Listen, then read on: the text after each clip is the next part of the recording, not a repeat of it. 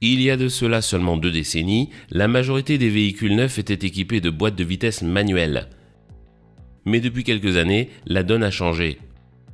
Avec près de 2/3 du marché européen des voitures neuves en 2023, les boîtes automatiques de toutes sortes sont désormais devenues le premier choix des automobilistes.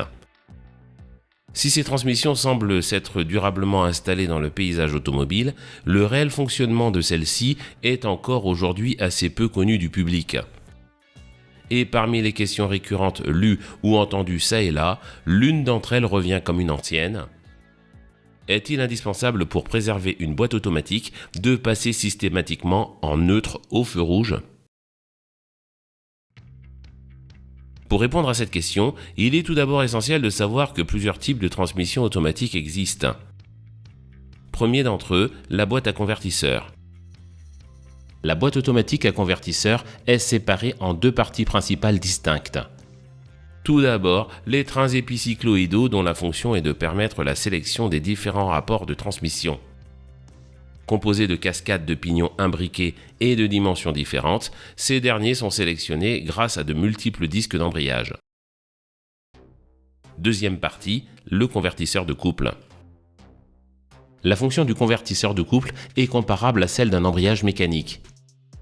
Il permet de transmettre le couple depuis le moteur vers les trains d'engrenage réducteurs, de désengager la liaison moteur-boîte de vitesse lorsque nécessaire, d'amortir les à-coups provoqués à l'engagement du couple et finalement d'amortir les acyclismes générés par le moteur en fonctionnement. Le système est basé sur le principe de la transmission d'énergie hydraulique. Prenons une illustration permettant de comprendre son fonctionnement. 2 ventilateurs se faisant face. Lorsque le premier d'entre eux est alimenté par de l'énergie électrique, la rotation créée par le moteur électrique permet aux pales de se mettre à tourner. Le flux d'air généré a pour effet de mettre en mouvement les pales du second ventilateur. S'ensuit une transmission de couple d'un ventilateur vers l'autre. Cette solution est peu ou prou la même que celle employée à l'intérieur du convertisseur de couple. 2 turbines sont montées face à face. L'une est entraînée par le moteur. L'autre est reliée à l'arbre d'entrée de la boîte de vitesse. Le fluide de transmission est de l'huile. À bas régime, le flux d'huile n'est pas suffisant pour entraîner la turbine réceptrice.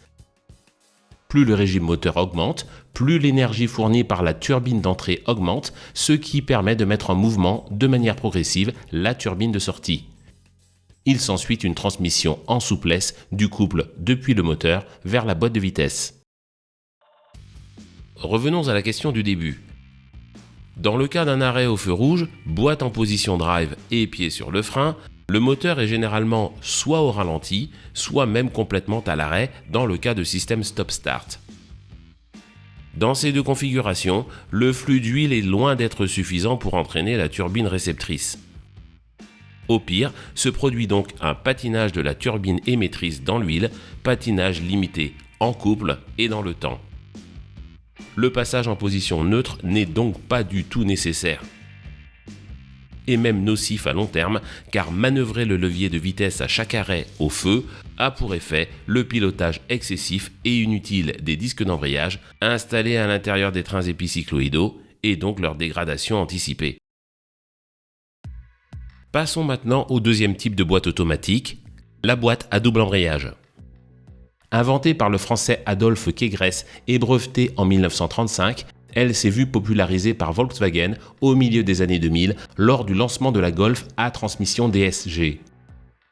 Son principe de fonctionnement est le suivant. La boîte est composée de 3 arbres porte-pignons.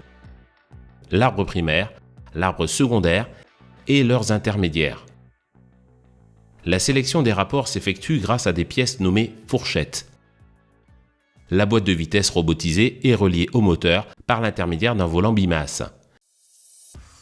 Il faut comprendre ce système comme 2 boîtes mécaniques imbriquées. Les arbres primaires sont au nombre de 2 et montés de manière concentrique. L'arbre primaire numéro 1 est chargé des vitesses impaires, tandis que l'arbre numéro 2 est chargé des vitesses paires. Chaque arbre est relié en entrée à son propre système d'embrayage hydraulique multidisque.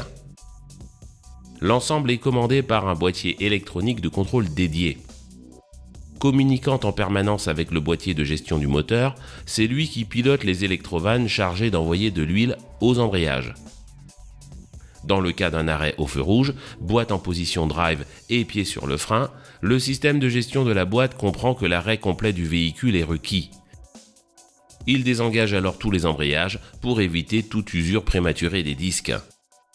Pour cette raison, et sur un véhicule doté d'une boîte à double embrayage, il est inutile de passer au point neutre au feu rouge. Dernier type de transmission automatique, à variation continue. Une CVT est équipée de 2 poulies coniques situées à chaque extrémité de la transmission. Chaque poulie est composée de 2 parties. Une moitié fixe ici en vert et une moitié mobile ici en bleu. La distance entre ces 2 moitiés est ajustable. La poulie d'entrée est reliée au moteur soit directement, soit par une cascade de pignons. La poulie de sortie est reliée aux roues de la voiture par l'intermédiaire de pignons dédiés. La transmission du couple se fait grâce à une chaîne ou à une courroie enroulée sur chacune des poulies. La variation de distance entre les 2 moitiés de poulie et imprimée par l'actionneur a pour effet de modifier artificiellement le diamètre d'enroulement de la chaîne ou de la courroie sur chacune des poulies coniques.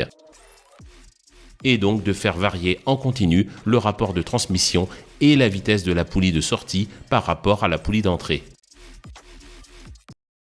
Pour mouvoir les moitiés mobiles des poulies, une transmission CVT utilise des actionneurs hydrauliques ou électromécaniques pilotés par un boîtier électronique dédié. La variation des diamètres se fait en continu, ce qui permet d'adapter au mieux la vitesse des roues et la demande de couple à chaque instant. Contrairement aux autres types de transmission, il n'y a donc pas de rapport distinct et donc pas de saut de régime moteur.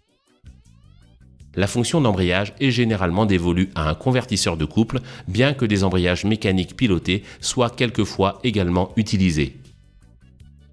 Ainsi, dans le cas d'arrêt au feu rouge, boîte en position drive et pied sur le frein, les explications partagées plus haut s'appliquent. Le passage en position neutre est donc, et de fait, totalement inutile. Merci à tous d'être fidèles à cette chaîne. Merci également à tous les donateurs. Si vous souhaitez vous aussi soutenir financièrement la chaîne, il vous est possible d'effectuer un don. 2 solutions s'offrent à vous. La première, il vous suffit de cliquer sur le lien dédié à l'intérieur du bandeau. La seconde, il vous est désormais possible d'utiliser les Super Thanks YouTube en cliquant sur le bouton Merci sous chacune des vidéos de cette chaîne. Si vous ne l'êtes pas encore, assurez-vous bien de vous abonner et d'actionner la cloche pour être notifié lorsque de nouvelles vidéos sont publiées.